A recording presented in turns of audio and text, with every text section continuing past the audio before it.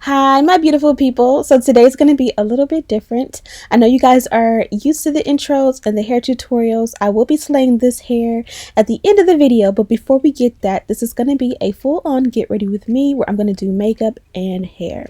So starting with me, this is me in the buff, no makeup, no wig, no weave, no none of that. I took a trip to Sephora, and you guys know when you see this little Sephora bag and it's filled, I just spent about $500 on makeup. So I bought this here. This is the Tatcha, I forget the name of it. I'll have everything I use in the description box, but it is a moisturizing cream and it definitely is very moisturizing. I like to have a good barrier in between my skin and the makeup, so I go heavy on moisturizer. This is also the Farsali primer. Now I'm not sure if primers really work. Sometimes I feel like I need one, sometimes I go without. Do they work? What do you guys think? I just like to have a barrier, as I said before. The one thing that I'm missing is an SPF, but we are going to go ahead and get into the foundation. This one here is by Fenty, and this is their new one. This one comes off a little bit more dewy, so if you're going to be going all day in your makeup, you probably won't use a heavier moisturizing cream as I did, so that you don't end up oily. Now I'm here checking out, does this match my skin or not? I did purchase online and it shade matched me to the shade 420, and I wasn't sure, but it actually worked out perfect. It's like a smidget lighter than my complexion, as you guys can see, but once it oxidizes and everything comes together, it's gonna blend with my skin perfectly, whereas if I went a shade darker, then it might be too dark. Hopefully that makes sense. So if you don't want it to be imperfect, you could like buy two and mix them together, but like I said before, this one is going to oxidize a little bit and it's going to be perfect. And I am using a Real Technique sponge to buff it in, and I do use it damp. Next, I'm going to go in with a concealer. I do have 3 kids. I do have bags under my eyes. I do get heavy dark circles, so I need all the concealer I can get. This one here is the Fenty concealer in the shade 420, so pretty much is the same color as my foundation, and I just wanted to add a little bit of layer to my under eye just to cancel out and cover any dark circles I may have. And then I'm going to go in with a second layer. Normally I will go in and mix 2 different concealers at once just to kind of create my own little look, but today, like I said before, I just wanted to make sure I covered those dark circles, so I went in with the Fenty, which, you know, complemented the Fenty foundation. And now I'm going to go in with the Shape Tape. Now this one is very reminiscent of my skin complexion as well. I want to say this one is probably about a shade, maybe 2 shades lighter than my skin tone. Now I do love a super bright and pop in highlight, but for a daytime look, sometimes I kind of just feel like I can do a highlight and it can pop, but it can still be a little bit more subtle. So as you guys can see here, it's not too bright at all. Now I'm gonna set the under eye and the nose where I've highlighted with the chestnut, and ignore my ashy elbows. We are getting ready as I speak, so haven't gotten to the lotion just yet. So when it comes to my beauty sponges, I use 3 different sides. I use that big flat side for foundation, the small narrow side for concealer, and the small long side for my powder under eye highlight, if that makes any sense. So this, like I said before, is the Chanel powder. You guys seen me show it on camera. It is definitely a highlighting setting powder, so that it's much brighter than my complexion, but it still has a more skin-like tan flesh tone opposed to the yellow tone, which sometimes I like a yellowy, like a banana powder, and sometimes I like it to be a little bit more flesh tone. When I'm going for a more natural, like skin-like flawless everyday look, I do kind of prefer something like this that has a more tan tone to it, but I switch up all the time, and this is just what I'm preferring at the moment. And I kind of go in and get that nose too, so I'm just setting everywhere that I want it to look bright and highlighted. I'm gonna hit my chin, and I'm also gonna hit that cupid's bow. I did go in and set around my mouth as well, because sometimes I'll get oily there, so I just wanted to make sure that it's super set, especially because again, this is sort of a dewy foundation look. And as you guys can see, it's definitely bright and highlighted, but it's not too scary. So we are going to go ahead and, you know, set the rest of the face. Now this is the Mineralized Skin Finish in the color Deep Dark. Now we are officially done with the beauty blender or the beauty sponge, and we're going to go on and use brushes. This foundation brush along with the powder is going to set the remainder of my face where I'm not highlighted. I'm pretty sure that I really want to, what am I saying? I also wanted to make sure that I blend out any harsh lines, so I'm going in my eyes. I'm just going everywhere that needs to be set and making sure that we won't, you know, be cakey or anything like that. And I do prefer to use like a mineralized skin finish or a translucent powder to set my face when I'm going for a more natural look, as I am today. And if I want something a little bit heavier, I may use a foundation powder. Now here I am, and I am using this Guerlain bronzer. As you guys can see, this one is very skin-like and very close to the shade of my own complexion. It doesn't add a whole lot of color to my cheek, but as you guys can see, it kind of gives me a nice contour, but it also has a more bronzy tone, so I don't get that ashy gray tone contour. It's a little bit more fun and upbeat and, you know, not too scary looking. So this is one that I love because I can literally pack it on and it literally does no wrong. I use that same brush and I kind of contour my nose a little bit. I'm not trying to get super chiseled. I just want to give my face a little bit of definition because, you know, I got a few LBs, a little bit of baby fat, a little baby weight to get rid of, so I just don't want my face to look too round. And these are some other options. This is the Hoola, the darkest shade in Hoola for the bronzer, and that's the Fenty one. The Fenty one is more of a red clay tone bronzer, so you have to be careful with the control of that one. I did go in with the, not the Hoola, but it's the Benefit. It's like the Hoola, but I believe it's a couple shades darker, and of course I have it in the description box. And as you guys can see, I just stamped that in the hollows of my cheek, and it kind of brought out my cheeks a little bit more. Now I'm taking a clean powder brush, and I'm going to go in and blend that out just a little. And now the look is starting to come together. I'm using a brow product. I believe this is like a brow gel, and this one I got from Dior, and I'm just going to use this to brush out all of the makeup that may be in my brows. I like this because I'll brush my hairs up and out, and it kind of will keep the shape, and it also will make my what is this called, the dip brow, set really well as well. And this one of course is by Anastasia. I feel like whenever I do my makeup on camera, it comes out different than when I, you know, do it off camera. It's almost like when I have the camera on, people are watching me as I'm doing it, even though you guys can't see me when I'm actually filming. So I make so many more mistakes and things come out so much different than when I don't. So I just have to get used to it. But again, I am going in and defining my brow. I don't know why it wasn't as chiseled as it could be. Maybe I needed to go in and clean up the brows, because the brows always come out so much better when they're freshly arched.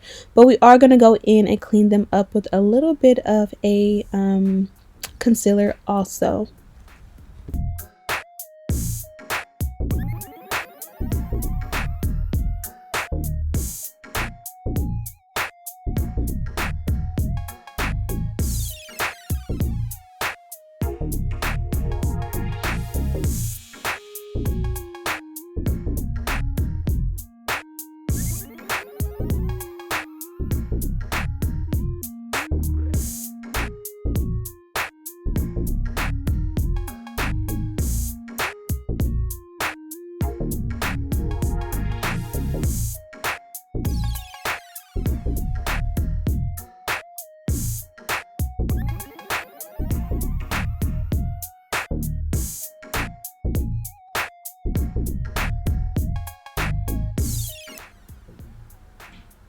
So now I think this is as good as it's going to get today. Again, I am going to clean it up in just a minute, but first, before that, I am going to add my liner. Now, I like liner on my top lid, but I usually don't do liner in my waterline. My eyes get very watery all throughout the day for no reason, so usually it'll just end up rubbing down to my under eye and looking crazy. I don't know why. And then I have very tight eyes. So sometimes when I use an under eye or a eyeliner in the waterline, it just, by the end of the day, it just looks very dark and gothic and a whole lot of craziness. So if I'm going for a long wear look and I kind of want to look fresh and bright, I don't do anything in the waterline, but I will put on a little bit of mascara in the bottom lashes to help my eyes to pop. Now this is my hair. I wanted to talk to you guys about this a little bit. Maybe I'll do that in another video. I'm also cleaning up with a clean brush the under eye, making sure it's not cakey and everything is blended out. I also had a lip mask on while I did my makeup, so I kind of removed that as well. Now I'm going to go ahead and clean up the brows. With my hairline, I am going through postpartum alopecia. I had a baby 6 months ago, and at 3 months postpartum, I just started to lose hair like crazy. Literally clogging up the shower, had to get some Drano. My edges came out. I took a picture. My edges, even though they look thin, this is progress. Like at 3 months postpartum, they literally went skee ball, where like, I don't know what it was, but literally the scalp was bald at my hairline, like literally just scalp. So they are growing back slowly but surely, but once they're back, I'll be super happy. If you guys want hair tutorials on my natural hair and kind of an update on that, again, let me know and I'll be happy to do that. Also, with the under eye concealer, I applied it on one side and I didn't blend it out. I went ahead and applied the opposite side, and I almost like it to dry because I kind of just wanted to keep a thin layer that is completely under the eyebrow, and I don't want it to blend out too far, just because I wanted to highlight lightly. Again, my brows were giving me a hard time on this day, so I did end up going in with the eyebrow pencil. This one is a little bit more like waxy in a way, so it kind of helped to bring them back together and make sure everything looks sharp and chiseled. Still not completely happy with them, but this is the best I'm gonna do. I don't know why it is, but at times I just go back and forth with different sections of my face. Like I never just complete one section of my face at a time. So here I am adding my liner, and I did go with chestnut. Now I'm going in for a little bit of a what do you call this, blush, and this one is by NARS. It's definitely a very light blush, so it's not gonna come off like super red or super orange or super pink. It kind of just marries that bronzer that I use as a contour and that highlight, and just kind of adds a little bit of warmth to my face. Now we are done with all of the liquid products and the powder products, so we're gonna set. I like to set my face with the Morphe. I feel like this one is slowly but surely becoming my favorite over Fix Plus, even though Fix Plus was my favorite for years.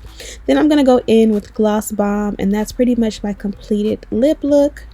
Now I'm also gonna go in, and this here mascara is my favorite when it comes to the under eye. I like it because I don't have much hair down there, but it separates and makes my eyelashes pop so good, and it doesn't like transfer to my skin under my eye as much as most. And also I am sure to, like, I set my face before I do my mascara because sometimes that will make it transfer as well. These are my lashes I'm using today. I literally will go in on Amazon and just type in eyelashes and just skim through and just use whatever I like that comes up. This here is a 5-pack, and it probably was all of like $5 or $6. I do trim off the ends, and as you guys can see, this is about how much I typically trim off so that it fits my eye. I've never had an eyelash that actually fits my lash line and it's not too big, so I pretty much always trim off a little bit. And yes, I do use hair glue for my lashes. I've tried to go back to the Duo. I've been to Namies, I've been to Friends, and I've bought multiple different types of eyelash glue, and I just can't get it. With this, I don't have an issue, but with Duo, we do not get along. And also, whenever you use this glue, it literally stays on all day. I never have any issues with my lashes sliding or moving. Once they're on, they're on. And I do have very curly upper eyelashes, so it's very, very, very hard for me to get it in there. I literally cannot see my lash line when I'm doing it, so I'm just feeling for and hoping it comes out right. And once I get it on, I kind of just press it in there to make sure that it's as close as possible. And this is a victory dance because I didn't poke myself in the eye. I got it right. I didn't get any glue on my lid, so we are good to go. Now I'm going to just take and spray a little bit of water on this rag that is pretty much my multi-purpose rag. I use this rag to blend or dry out my beauty blender when I wet it. I use it to clean off all the makeup off of my jewelry, just anywhere that needs me to wipe or clean up, I use it for. Also, when I used it to wipe off all of the lip mask off my lips. So this is pretty much a multi-purpose rag that works for everything. Now that my lashes have dried, I am going to go in and add a little bit of mascara to my actual lashes underneath, just because, you know, with makeup and all that, you get that powder on there, so when you're looking really close, you can see makeup on the lashes pretty much. And then this is my natural hair. Again, it's very thin. It's always been thin, and that's the thing about my hair. It's thin as far as the texture, and it's fine as far as each string of hair is super thin. So I have very, very, very thin hair, which is why I like wigs so much, but it's definitely getting extremely long these days, and I just trimmed off 2 inches. So it's long, but it was longer like a week ago. Now we're going to go on to the hair portion. So this wig did come courtesy of Unice. They sent this wig over, and I did a full detailed install on this wig, and I absolutely love it. I've had it for about 3 weeks now. I did my install video. I wore it for a few days. I took it off, and I've been just trying to let my natural hair breathe, and every time I have somewhere to go where I just wanted to wear a wig for a day, I popped this one on. In fact, I've been wearing my natural hair for the last like 3 or 4 days, and we're going to Disney tomorrow, and guess what? I'm going to be popping this one back on. I love it so much. I love the highlights in the front. I love how well I was able to pluck and tweeze the hairline and make it look so good and natural. I love the length. Everything about this one I just love. I feel like those highlights just complement my skin so well, and it's a super easy install, you know, because everything is just flawless and fitted to my head. Again, I have no complaints at all about this wig, and it's not me gassing you guys. You guys know I have tons and tons and tons of wigs, and this one is the one I've just been grabbing for, you know, every time I need to put a wig back on, because again, I have not been wearing wigs on a daily basis, but when I do want to glam up a little bit, I always grab for this one.